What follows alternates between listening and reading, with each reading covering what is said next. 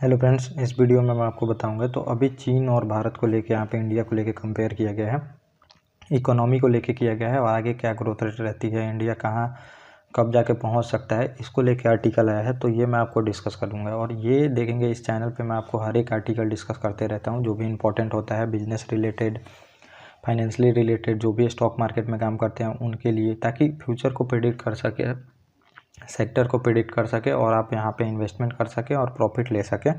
इसके लिए मैं आर्टिकल डिस्कस करते रहता हूँ। तो आप लोग इसको सब्सक्राइब करके रख सकते हैं, आपको काफ़ी प्रॉफिट होगा इसमें अगर सब्सक्राइब करके रखते हैं। तो जो भी स्टॉक मार्केट में इन्वेस्ट करते हैं, ट्रेडिंग करते हैं, ज़्यादातर तो इन्वेस्टमेंट के लिए ही ये सब न्यूज़ आपको प्रॉफिट देती हैं। बाकी न्यूज़ जो होती है ट्रेडिंग के लिए तो वो अलग ही साइकोलॉजी बिल्ड कर मतलब काम करती है। वहाँ पे ट्रेडिंग का साइकोलॉजी अलग होता है, बहुत मतलब छोटी छोटी न्यूज़ पे मार्केट ऊपर नीचे करती है, तो ट्रेडिंग में वहाँ पे आप प्रॉफिट कर सकते हैं।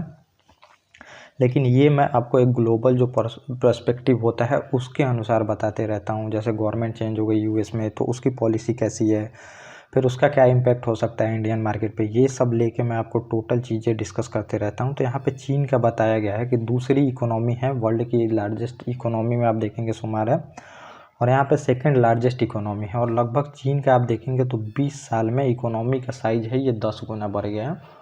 तो ये काफ़ी आप देखेंगे तो बड़ा स्टेप चाइना ने लिया था। देखेंगे हमारे यहाँ पे भी एलपीजी रिफॉर्म हुए थे, वहाँ पे भी आप देखने को मिलेगा 1980 में ही हो गए थे। हमारे यहाँ पे 1991-92 में शुरू हुए थे एलपीजी रिफॉर्म। तो उसके बाद से मतलब इकोनॉमी को ओपन कर दिया गया, कोई भी आके कंपनी यहाँ पे काम करती है, कंपनी जैसे आके काम करती है तो कंपटीशन बढ़ जाता है, कंपटीशन जैसे ही बढ़ता है तो वहाँ पे इकोनॉमी आप देखेंगे कि अच्छा परफॉर्मेंस दिखाने लगती है।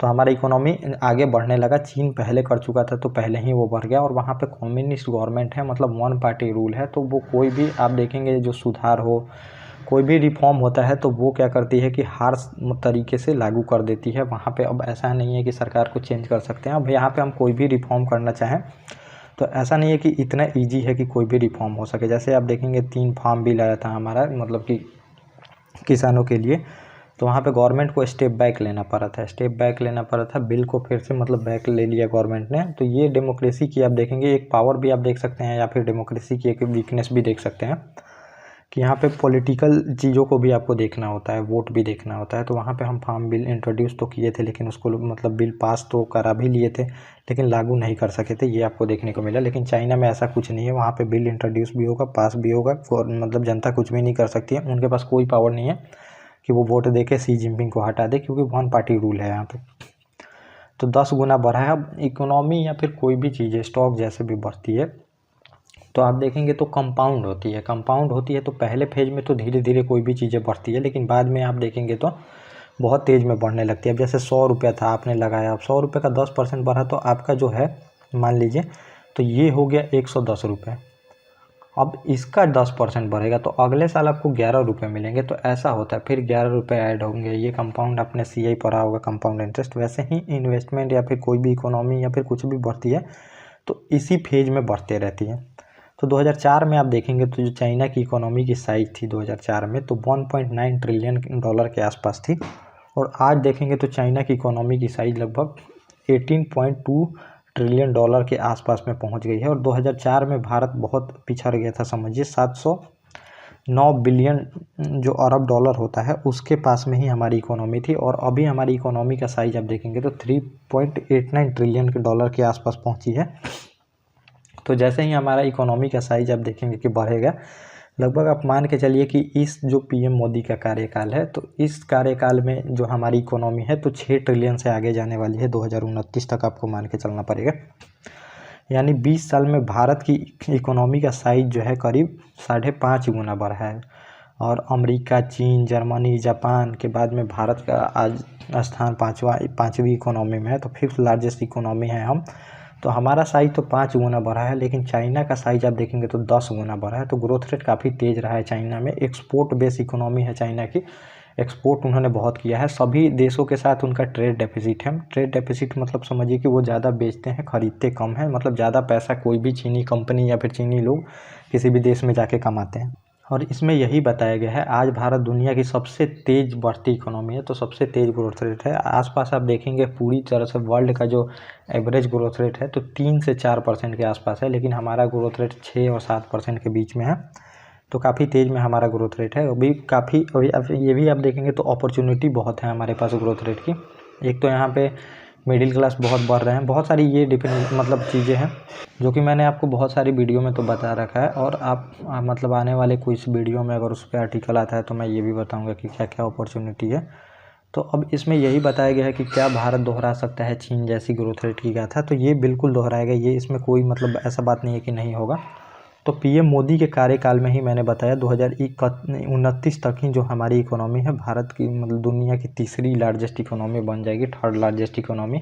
वैसे आप पीपीपी पे देखेंगे परचेजिंग पावर पैरिटी पे तो हम थर्ड लार्जेस्ट इकोनॉमी हैं ही पहले से। और भारत की जीडीपी का साइज जो होगा ये मान के चलिए अब 6.5 ट्रिलियन के आसपास होगा, और जर्मनी आ जाएगा उसके बाद आप देखेंगे तो चौथे स्थान पे जर्मनी का हो जाएगा 5.36 ट्रिलियन के आसपास, और चौथे पर खिसक कर चला जाएगा। और जापान जो है ये 5वें पर रहेगा, 4.94 ट्रिलियन के आसपास इसकी इकोनॉमी होगी, और ये 5वें नंबर पे रहेगा। और अमेरिका का आप देखेंगे तो लगभग 35 ट्रिलियन के आसपास इकोनॉमी पहुंच जाएगा, और चाइना का है जो लगभग 25 ट्रिलियन के आसपास पहुंच जाएगा। तो ये लोग हमसे काफ़ी आगे हैं, 4 गुना। और यूएस का आप देखेंगे तो 6 गुना आगे रहेगा। और 2047 तक कहाँ होगी इकोनॉमी, 2047 तक हमारी इकोनॉमी कहाँ होगी। अब देखिए इकोनॉमी का साइज जैसे जैसे बढ़ेगा वैसे ही स्टॉक मार्केट भी परफॉर्मेंस करेगी और स्टॉक मार्केट भी ऊपर जाएगी, ये भी आपको देखने को मिलेगा। अब 2047 तक आपको देखने को मिलेगा कि यहाँ पे जो आईएमएफ ने भी बताया है, और यहाँ पे 2047 तक हमारी जो इकोनॉमी होगी तो ये 55 ट्रिलियन के आसपास होगी, तो ये काफ़ी बड़ी साइज हो जाएगी, और लगभग हम मान के चलिए दूसरी सबसे बड़ी इकोनॉमी होंगे, चाइना एक पे ही होगा। 2075 तक जो होंगे ये सबसे मतलब 2075 तक हमारी इकोनॉमी नंबर 1 इकोनॉमी बनने के कगार पे रहेगी। इसके हिसाब से आप देखेंगे भारत के डॉलर के संदर्भ में हमें 12% का ग्रोथ रेट करना है। तो आप देखेंगे तो मार्केट जो प्राइस होती है तो उस पर इन्फ्लेशन को भी जोड़ा जाता है, तो इन्फ्लेशन ज़्यादा अगर रहती है तो हमारी ग्रोथ रेट भी ज़्यादा आती है, तो उसके अनुसार 8% तो हमारी ग्रोथ रेट रहेगी। और 4 से 5% आप अगर महंगाई को देखते हैं तो ये लगभग हो जाएगी 12-13%। तो मार्केट वैल्यू के अनुसार जो मार्केट प्राइस पे जीडीपी निकाली जाती है तो उसके अनुसार हमें 12 से 13% का ग्रोथ रेट दिखाना होगा, तब जाके हम यहाँ पे पहुँच सकते हैं। और केंद्र सरकार के मुख्य आर्थिक सलाहकार रह चुके हैं सुब्रमण्यम ने कहा है कि डॉलर के हिसाब से भारत की वृद्धि जो मैंने बताया 12% के आसपास होनी चाहिए।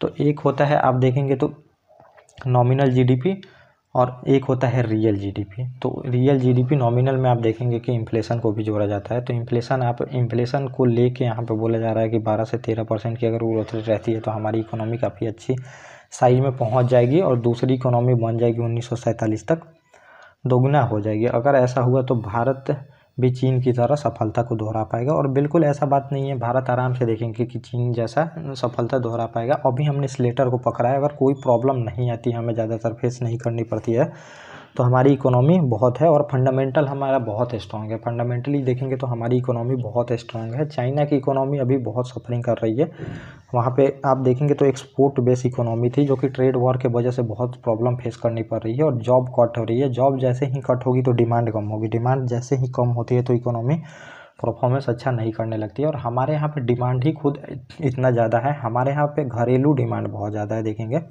घरेलू डिमांड की वजह से हमें कुछ ज़्यादा सफरिंग करने की ज़रूरत नहीं है, क्योंकि हम ऐसा नहीं है कि एक्सपोर्ट बेस इकोनॉमी है हमारे यहाँ पे कंजम्पशन ही इतना ज़्यादा है कि हमारी इकोनॉमी अच्छे से काम करने वाली है।